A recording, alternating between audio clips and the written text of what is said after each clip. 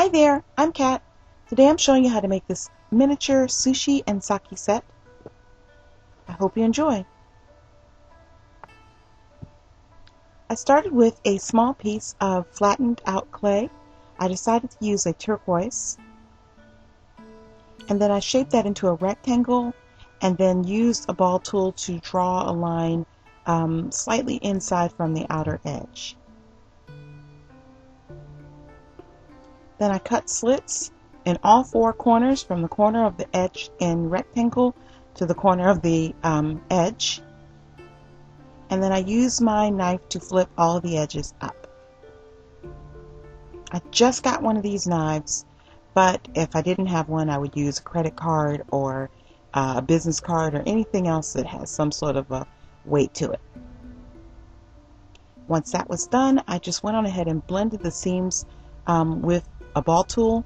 Don't worry too much about this. This is going to be painted and lacquered. And then bake it to hold its shape while you add the base to it. And then the base is just another rectangle cut in a smaller size.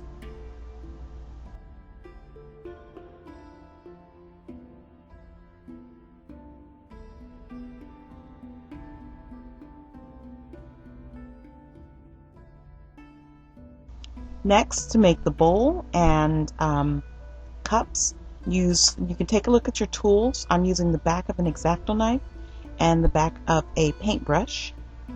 And then I flattened another sheet of clay and shaped that around the X-Acto knife.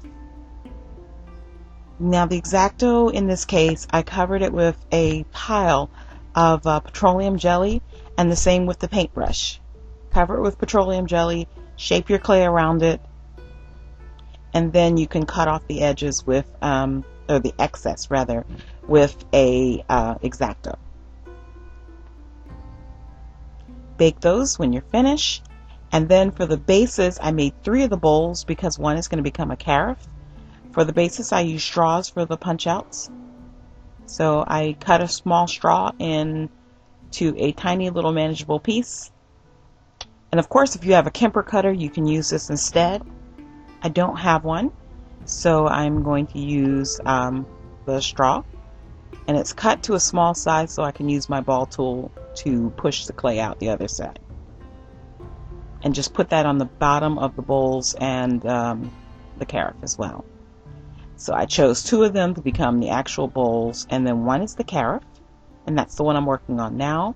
I put a little liquid clay on it after baking, and then I took a small strip of clay, shaped it into a circle, and then stacked it on top of the bowl. Then I used the ball tool to smooth it from the inside out. Now, of course, you can, if you want, I wanted mine to be able to pour, to actually be able to hold and contain liquid and to pour. But of course, if you'd like yours not to, you can follow the same method as I did with the strawberry pot tutorial and just have the top as an open portion, and the rest of it is not hollow. But in my case, I did want to have liquid in it, so it's hollow all the way through. And then I baked it, and finally time to paint. And everything was painted with the same method. I used a slightly lighter turquoise color and just stippled it on with a paintbrush. And then I used a little beige, and then I used brown on the outside that I stippled just slightly onto the inside. And this is made to replicate the sushi sake pattern that I see very, very commonly called earth and sky. So it's a blue fade to brown, or sometimes a green fade to brown kind of thing. Don't worry too much about mistakes or flaws with the painting. You really can't make them in this case. This is a fairly easy project. And once you finish with painting it, you can just give it 2 or 3 coats of your highest sheen lacquer or glaze.